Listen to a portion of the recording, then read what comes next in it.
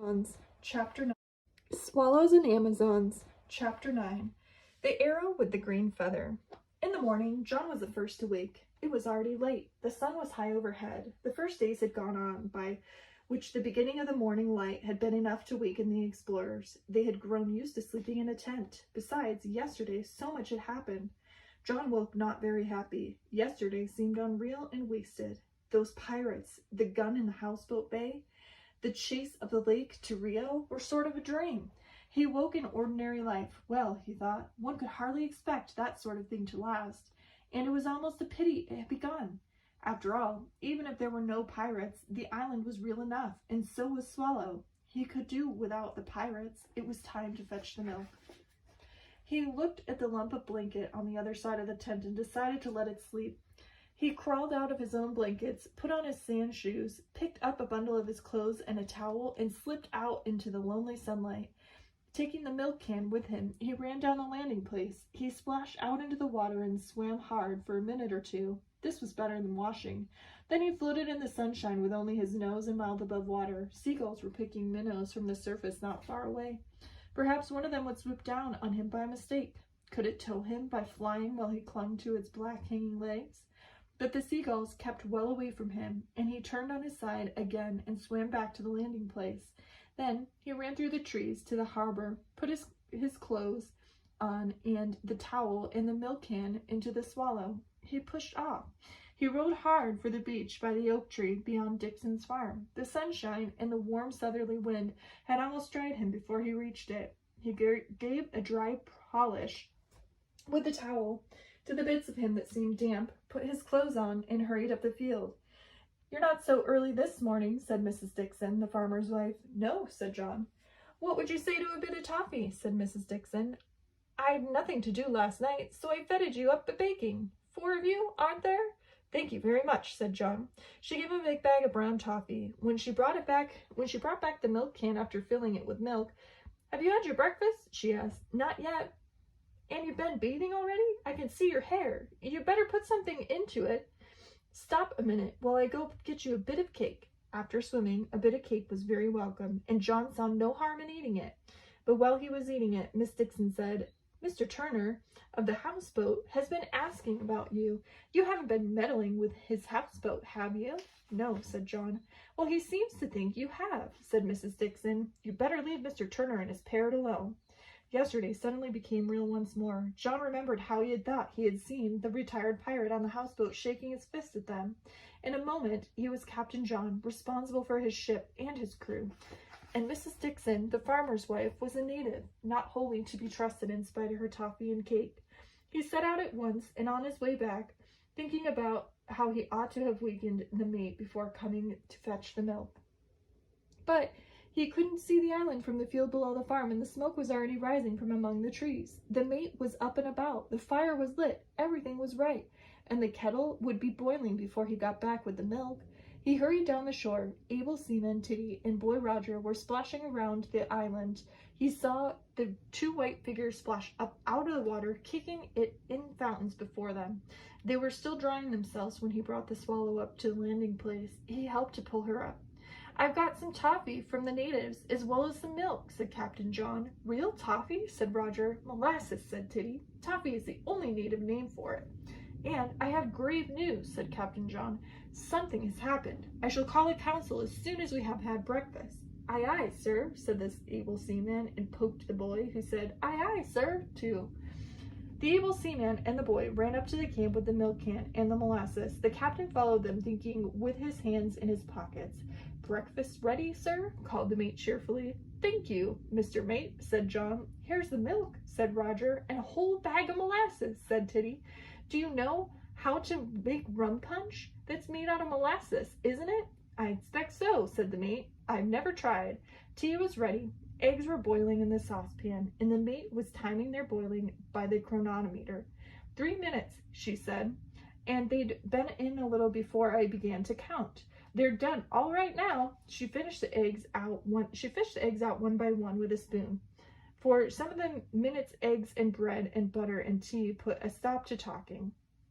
After that, there was bread and marmalade. After that, the mate served out a ration of molasses all around. Molasses are very good anyhow, she said. We'll make rum punch if there are any molasses we don't want.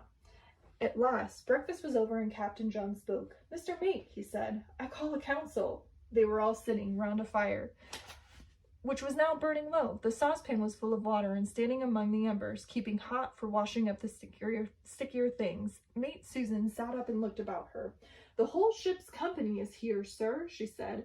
We have an enemy, said Captain John. Who is it? Said able seaman Titty eagerly. It's the pirates in the Amazon, said Roger. Shut up, said the mate. You know the man on the houseboat, said Captain John. Yes, said the mate. He has been telling the natives that we have been meddling with his houseboat, but we've never touched it. I know we haven't, but he has been telling them that we have. He is trying to set the natives against us. I don't know why he hates us, but he does. Then he was shaking his fist at us yesterday, said Mate. I knew he was a retired pirate, said Titty. He has a secret. They all have. Either it's dark deeds or else it's treasure. Look at the way he fired at that pirate ship. He must have thought they were after his hoard. Yes, but why is he against us, said John. Perhaps this is his island, said Titty. You know, someone had to have been here before us and made a fireplace. But if it was his island, he would live on it instead of living on his houseboat. It would be much more comfortable for the parrot, said Titty. Anyway, it looks as if he wanted us to get turned away from the island. We won't go, said Roger. Of course we won't, said Captain John. But the question is just what ought we to do? Let's go and sink the houseboat, said Roger and Titty together. At that moment, something hit the saucepan with a loud ping, and ashes flew up out of the fire. A long arrow with a green feather stuck quivering among the embers. The 4 explorers started at their feet. It's begun, said Titty. Roger grabbed at the arrow and pulled it out of the fire. Titty took it from him at once. It may be poisoned, she said. Don't touch the point of it. Listen, said Captain John, and they listened. There was not a sound to be heard but the quiet lapping of the water against the western shore of the island. It's him, said Titty. He's winged with his arrow and a feather from his green parrot. Listen, said Captain John again. Shut up, just for a minute, said Mate Susan. There was a sharp crack of a dead stick breaking somewhere in the middle of the island. We must scout, said Captain John. I'll take one end of the line, the mate the other. Titty and Roger go in the middle. Spread out. As soon as one of us sees him, the others close in to help. They were spread out across the island and began to move forward, but they had not gone 10 yards when John gave a shout. Swallow has gone, he shouted. He was on the left of the line, and as soon as he came out of the camping ground, he saw the landing place where he had left Swallow. When he came back with the milk, no Swallow was there. The others ran together to the landing place. There was no sign of Swallow. She had simply disappeared. Spread out again, said John. We'll make comb of the whole island. Keep a lookout, Mr. Mate, from your shore. She can't have drifted away. He's taken her. But he's still on the island. We heard him. Roger and I pulled her right up, said Titty. She could have drifted off. Spread out again, said Captain John. Then listen, advance as soon as the mate blows her whistle. A hoot like an owl means all right. 3 hoots means something's up. Blow as soon as you're ready, Mr. Mate. The mate crossed his island nearly to the western shore. She looked out through the trees. Not a sail was to be seen on the lake. Far away there was the smoke of the morning steamer, but that did not count. Roger and Titty, half a dozen yards apart, were in the middle of the island. Captain John moved a little way inland, but not so far that anyone could be between him and the shore without being seen. They listened. There was not a sound. Then, over on the western side of the island, the mate blew her whistle. The 4 began moving again towards the trees and the undergrowth. Roger, called Titty. Have you got a weapon? No, said Roger. Have you? I've got 2 sticks. Pikes, I mean. You better have one. She threw one of her sticks to Roger's. An owl hooted away to her left. That must be the captain, she said. She hooted back. Susan, away on the right, hooted in reply. And again they all listened. Then they moved forward again. Hello, cried Roger. Someone's been here.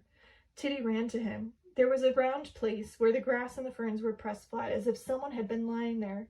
"He's left his knife," said Roger, holding up his big clasp knife that he had found in the grass. Titty hooted like an owl 3 times. The captain and the mate came running. "He must be quite close, too," said Titty. "We've got his knife, anyway," said Roger.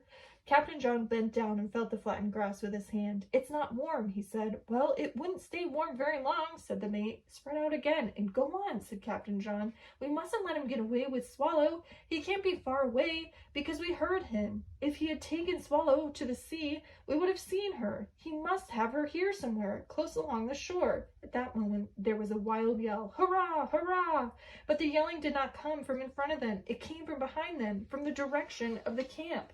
"Come on," said Captain John. "Keep together! Charge!" The whole party rushed back through the trees towards the camp. Just as they came from the edge of the clearing, there was a shout, but they could see no more. "Hands up! Halt!" The voice came from immediately in front of them. "Hands up!" it came again.